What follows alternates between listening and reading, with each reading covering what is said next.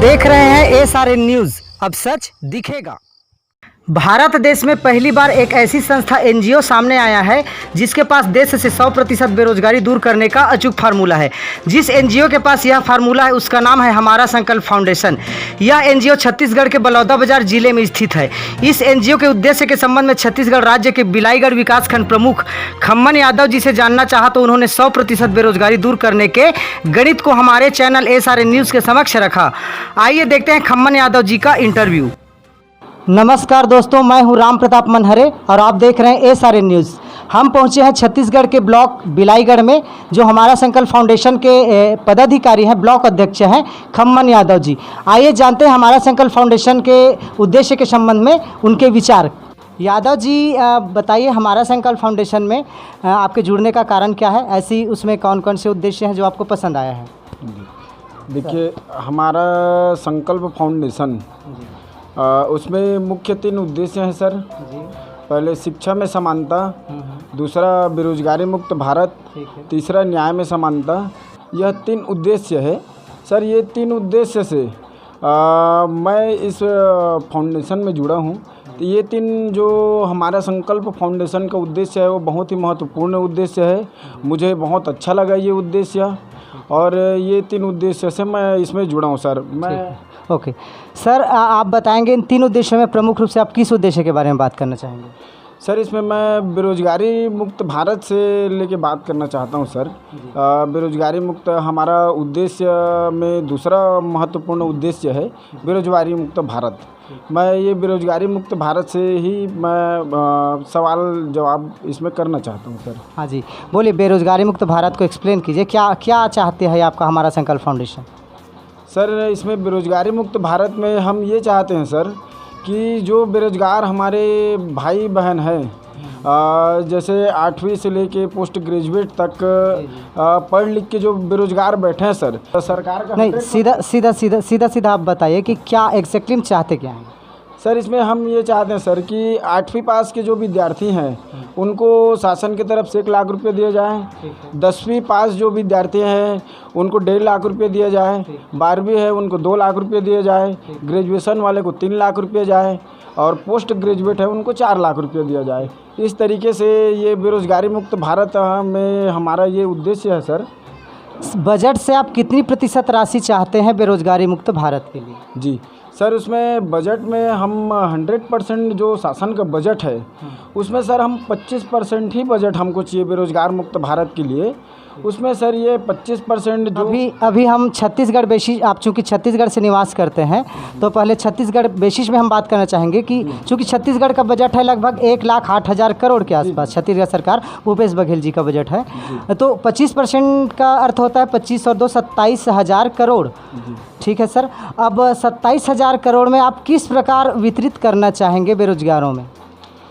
Sir, उसमें sir जो मैं आपको बताया था पहले कि जैसे 8वीं पास है हमारे, और 10वीं पास, 12वीं पास, ग्रेजुएशन है ना, तो उनको उनके योग्यता के हिसाब से हम उसमें बजट फिक्स कर दिए। हमारे जो पम्पलेट है उसमें किस उम्र में प्राप्त करेंगे सर? सर, उसमें उम्र में लड़कियां जो है, लड़कियां का उम्र 18 साल है सर, और 18 साल से ऊपर, न्यूनतम 18 साल है। उससे नीचे के जो स्तर के हैं उनको नहीं प्राप्त कर सकते सर।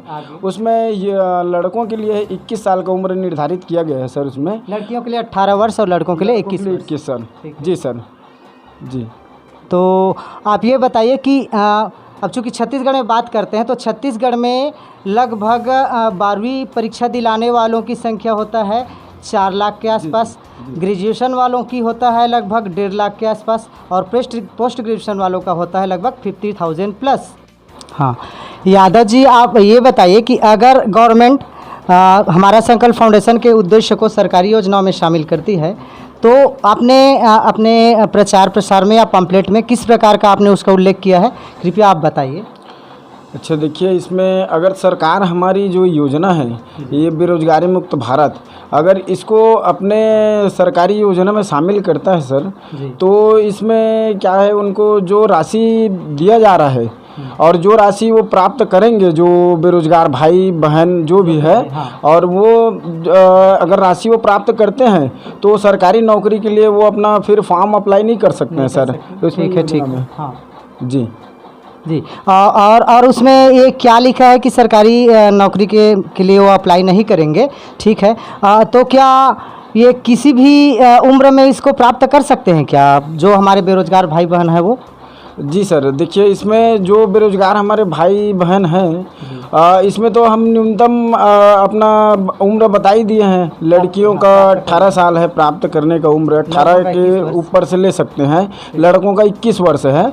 और जो भाई बहन अगर नहीं लिए हैं बीच में, वो अपने उम्र में जब भी उनको ज़रूरत पड़ता है या किसी भी उम्र में उनको अगर चाहिए बेरोजगार, अगर उनको लग रहा है कि हमको ये राशि प्राप्त करना चाहिए, शासन से योजना है उसको योजना का लाभ लेना चाहिए, तो अपने कोई उम्र में आप ले सकते हैं सर वो राशि। जीवन के किसी भी उम्र में इस राशि को प्राप्त कर सकते हैं सर? जी सर, ठीक है जी, कोई भी उम्र में कर सकते हैं सर प्राप्त। इसमें हमारा फाउंडेशन में ये लिखा हुआ है बातें। जी तो बताइए, अभी हमने बात किया है कि 12वीं पढ़ने वालों की संख्या लगभग 4 लाख है, ग्रेजुएशन का 1.5 लाख और पोस्ट ग्रेजुएशन का 50,000 प्लस ऐसे कुछ। तो आप किस प्रकार और कैसे इसको निर्धारित करेंगे, कैसे वितरित करेंगे? चूँकि छत्तीसगढ़ सरकार के बजट के अनुसार 25% राशि का 25 और 2 27,000 करोड़ होता है। तो आप बताइए कि इस 27,000 करोड़ में आपने किस प्रकार इसको गणित बनाया है? अच्छा सर, इसमें फाउंडेशन में मैं बताना चाहता हूं आपको, हमारे संकल्प फाउंडेशन में जैसे हम लड़कियों का उम्र निर्धारित किया 18 साल और लड़कों का उम्र 21 साल है सर। तो इसमें 2-3 साल का जो डिफरेंस हो रहा है लड़कों के बीच में, उसमें अपन लड़कियां 12वीं पास में, हाँ 12वीं में लगभग, हाँ 12 लाख लगभग मान लेते हैं अपन, 4 लाख विद्यार्थी। उसमें लड़कों की उम्र सीमा अधिक है 3 साल, तो उसमें अपन 2 लाख ले लेते हैं लड़कियों को। नहीं, आपके कहने का मतलब है कि 4 लाख 12वीं पास करते हैं या 12वीं का एग्ज़ाम दिलाते हैं छत्तीसगढ़ बेसिस में, तो उसमें लड़कियां 18 वर्ष के आसपास हो जाती हैं, लड़के भी 18 वर्ष के आसपास हो जाते हैं। और चूंकि लड़कों को 21 वर्ष के बाद इस राशि को प्राप्त किया जा सकता है और लड़कियां 18 वर्ष के बाद प्राप्त कर सकती हैं। तो आपके कहने का मतलब है सर कि लड़कों को 3 वर्ष रुकना पड़ेगा, तो 2 लाख लड़कियाँ ही इस लाभ का, 12वीं पास के बाद 2 लाख लड़कियाँ ही इस लाभ को प्राप्त कर सकती हैं। जी सर, तो 2 लाख लड़कियां जो इस लाभ को प्राप्त कर रहे हैं सर, उसमें शासन के द्वारा लगभग 4,000 करोड़ रुपए का खर्च लगेगा। बजट जो है उसमें 27,000 करोड़ में 27,000 करोड़ में 4 लाख 4,000 करोड़ का 4,000 करोड़। उसी प्रकार से सर इसमें अपना ग्रेजुएशन से ले लेते हैं, लगभग उसमें 1.5 लाख के आसपास है सर। तो उसके बाद पोस्ट ग्रेजुएट है सर, तो 1.5 लाख ग्रेजुएशन वालों को आपने 3 लाख बताया है। जी। तो उसमें कितना खर्च होगा सर? उसमें सर लगभग 4,500 करोड़ 4,500 करोड़ लगभग ये बजट टोटल हो गया। अभी फिलहाल 12वीं वालों का 4,000 करोड़ लड़कियां ही प्राप्त कर सकती हैं और ग्रेजुएशन का 4,500 करोड़। तो आगे बता दीजिए। इसमें पोस्ट ग्रेजुएट में है सर, इसमें 50,000 प्लस है। ठीक है, 50,000 प्लस है, तो विद्यार्थी हैं सर, तो उनमें भी उनको 4 लाख उनमें भी 4 लाख प्राप्त बजट है। तो इस हिसाब से उसमें लगभग 10,000 करोड़ टोटल बजट में आपको बता रहा हूँ। तो इसमें पोस्ट ग्रेजुएशन का 2,000 करोड़ आएगा। जी सर, 50 गुना 4 तो 2,000 करोड़। 2,000 करोड़। तो इस तरीके से जो हमारा गणित जो हमारा फाउंडेशन की तरफ से जो बना हुआ है सर इसमें, तो उसमें 27,000 करोड़ में लगभग 10,000 करोड़ की राशि, बजट राशि वही वितरित हो रहा है सर इसमें। तो 10,000 करोड़ से जिस वर्ष का बजट सत्र होगा उस वर्ष की बेरोजगारी दूर हो जाएगी। और क्या प्लान इंक्लूड किए हैं सर इसमें? देखिए अपन जैसे 10,000 करोड़ ये 2020 में सर, 2020-21 के अगले साल में अगर ये बजट शासन राज्य सरकार के द्वारा किया जाता है 2021 जी सर, तो 27,000 करोड़ में 10,000 करोड़ 2021 में वितरित कर देंगे। जो बची राशि है ना, बची 17,000 करोड़ और बच गया सर। उसमें अपन ले लेते हैं पीछे का 2020 का, उसमें बेरोजगार जो भाई बहन है उनके में वितरित कर दी जाएगी। इस तरीके से मतलब ये सरकार अगर ये बना लेती है रूल्स, तो धीरे धीरे उद्देश्य को करके अपनाती जी जी है तो। जी फाउंडेशन को अपनाती है। तो आपके कहने का मतलब है कि अगर 2021 में अगर ये सरकार इस उद्देश्य को अपनाती है फाउंडेशन के, तो 2021 में 10,000 करोड़ 2021 में बेरोजगार जो बच्चे होंगे उनको वितरित कर दिया जाएगा। उसी बजट सत्र में 2020 के विद्यार्थियों को भी वितरित कर दिया जाएगा जो बेरोजगार हैं। जी सर जी, वही हमारा उद्देश्य है सर। तो इसमें बजट पर्याप्त है शासन के पास में, और शासन से हम कोई लीगल मतलब मांग नहीं कर रहे हैं। जो बजट है शासन का उसी में हम 25% मांग कर रहे हैं, है ना। और देश की मूलभूत समस्या ही बेरोजगारी है। और ये क्या है सर, शासन के पास में अवेलेबल है, ये भ्रष्टाचार में जाता है, ये पैसा वो बेरोजगार में लगे सीधा भ्रष्टाचार के पैसे को बेरोजगारों में वितरित कर दिया जाए, डाइवर्ट कर दिया जाए सर। हमारा यही शासन से मांग है, केंद्र से राज्य से बेरोजगार मुक्त भारत चाहिए हमको सर, और यही हमारा उद्देश्य है सर। ठीक, आप इसको थोड़ा एक्सप्लेन कीजिए ना सर। इसमें हम बजट को लेके चर्चा कर रहे थे। बजट में जैसे शासन के द्वारा जो 27,000 करोड़ अपन हम 25% राशि का, तो उसमें सर ये जैसे 12वीं पास, 10वीं पास, ग्रेजुएशन ये सब से लेकर था, है ना। तो जैसे शासन का बजट है सर, उसमें अब मान लेते हैं अगला बजट 2021 का है सर। उसमें बजट में जो 27,000 करोड़ का जो बजट लगभग 25% में निकल रहा है, तो उसमें सर 25% में 10,000 करोड़ का अपना वितरित हो गया 2011 में, 2021 में हो गया। तो सर उसमें अपन 2021 में और पिछला अपन ले लेते हैं, पिछला एक साल का ले लेते हैं उस बजट में। जैसे पिछला जो वितरित अपन पीछे की तरफ जाते हैं, अगला बजट स्टार्ट हुआ 2021 में, तो उसमें अपन ले लेते हैं 2020 को एक साथ। जी सर, उसमें फिर बजट के हिसाब से फिर अगला बजट आएगा 2022 में, तो 22 का फिर अपन बजट में उसमें फिर शामिल करेंगे सर 2019 को। तो इस तरीके से ऐसे करते अपन 10 साल पीछे ले लेते हैं और 10 साल आगे ले लेते हैं सर। तो उसमें इसमें बेरोजगारी में बहुत ज़्यादा फर्क आएगा सर। और धीरे धीरे करते अगर 20 साल 25 साल तक इस तरीके से प्रक्रिया चलता रहा, लागू रहे शासन में, तो 100% सर बेरोजगारी मुक्त भारत, बेरोजगार ख़त्म होगा और रोजगार मिलेगा, बेरोजगारी ख़त्म होगी सर। ये शासन अगर इसको अगर रूल्स अपना लेती है, इसको रेगुलर अगर कर लेती है, रेगुलर अगर ये नियम अपना रूल्स चलाए, तो 20-25 साल के अंतराल में सर इसमें बेरोजगार ख़त्म हो जाएगा सर। ये ठीक है, आपके कहने का ये अर्थ है कि एक ही बजट सत्र में, जैसे 2021 में अगर सरकार हमारा संकल्प फाउंडेशन के उद्देश्य को अपनाती है, तो 2021 के साथ साथ उसी बजट सत्र में 2020 के जो बेरोजगार हैं उनको वितरित कर दिया जाए। अगर 2022 आता है तो उसी बजट सत्र में 2019 के बेरोजगार को वितरित कर दी जाए। इस तरह से आप कह रहे हैं। अगर ये लगातार आगे 10 वर्ष या 15 वर्ष तक चले और पीछे उसी प्रकार 10 से 15 वर्ष तक चले, तो 10 से 15 वर्ष के बजट सत्र में 20 से 30 वर्ष की बेरोजगारी दूर हो जाएगी। ये क्लियर ऐसा कहना है ना आपका? ठीक है सर। तो ये हमारा उद्देश्य है सर। इसमें हम आपको पूरा फार्मूला बताए हैं और न्यूज़ के माध्यम से ये सारे न्यूज़ में हम ये वार्तालाप किए हैं सर। और आपको हम ये अपना उद्देश्य का पूरा जितना हमारा अपन लगाए हैं इसमें बेरोजगारी मुक्त, बेरोजगार करने का जो हमने उद्देश्य बनाया है, ये हम आपके सामने एक्सप्लेन किए हैं सर। इस तरीके से हमारा उद्देश्य है और इस तरीके से हम इसको पूरा। ठीक है, यादव जी आप बताइए, जिस तरह आप इसका परिपालन कराना चाह रहे हैं बहुत सुंदर बात है, लेकिन ग्रामीण क्षेत्रों में इसका असर कैसा होगा? इसको किस तरह से आप परिपालन कराएंगे और ग्रामीण में जो बच्चे पढ़ते हैं ग्रामीण स्तर में, उनको किस प्रकार लाभ होगा? सर इसमें जैसे बेरोजगार में अपन ग्रामीण स्तर की बात कर रहे हैं सर, तो ग्रामीण स्तर में हर साल है ना लगभग 12वीं से ले लेते हैं ग्रेजुएशन, पोस्ट ग्रेजुएशन, लगभग 50-60 बच्चे जो भी हैं, 50 बच्चे लगभग उसमें कर रहे हैं, अपन निकलते हैं 12वीं से, ग्रेजुएशन से, है ना सर। तो इसमें अपन बजट में ले रहे हैं 2 साल कवर कर रहे हैं सर। एक साल बजट में, एक बजट में 2 वर्ष आप लोग कवर कर रहे हैं सर। हमारा उद्देश्य यही है ना।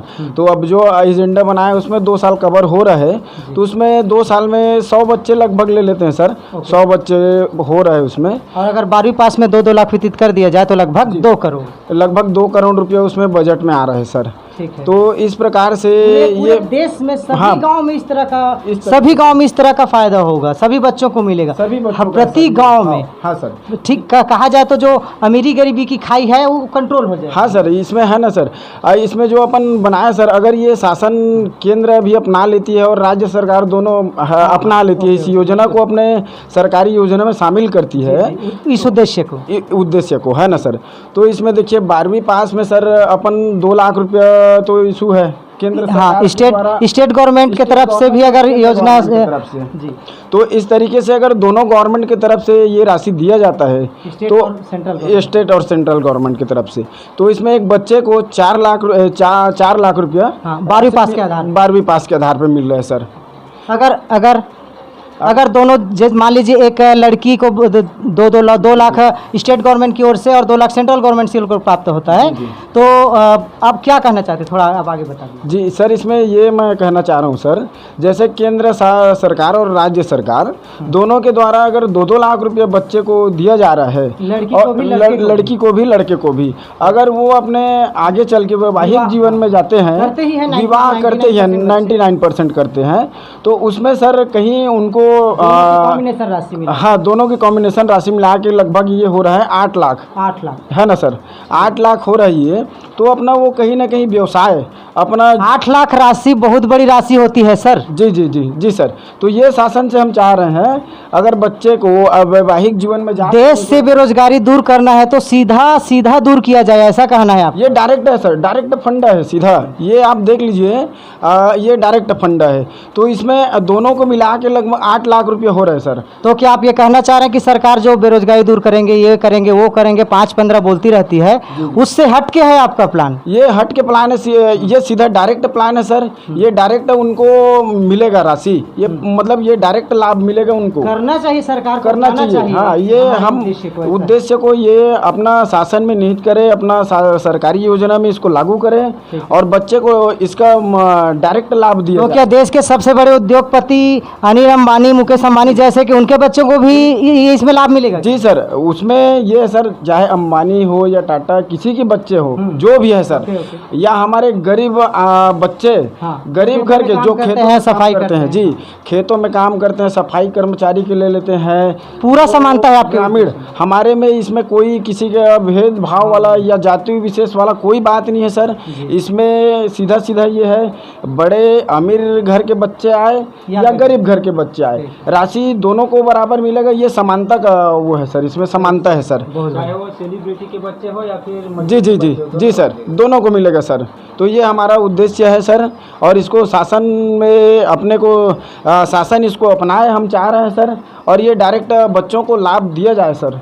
बेरोजगार भाई एवं बहनों से हमारा विशेष अनुरोध है और विनती है उनसे, जो हमारे संकल्प फाउंडेशन के जो उद्देश्यों को इस समाचार न्यूज़ के माध्यम से जिन्हों तक पहुंचा है ये, और जो भाई बहन सुन रहे हैं न्यूज़ और ये समाचार देख रहे हैं, सुन रहे हैं, हमारे उद्देश्य से और हमारे बेरोजगार मुक्त भारत का जो हमारा संकल्प फाउंडेशन का उद्देश्य है, इसको हम बेरोजगारी मुक्त, इसको हम आगे बढ़ा रहे हैं, और धीरे धीरे करके हम शासन में इसको अपना सरकारी योजना में निहित करवाना है, और करेंगे आगे करके, हम इसको मेहनत कर रहे हैं। तो जिन बेरोजगार भाई बहन हैं, तो बेरोजगारी मुक्त भारत में हमारा सहयोग करें और इस उद्देश्य में हमारा साथ देवें।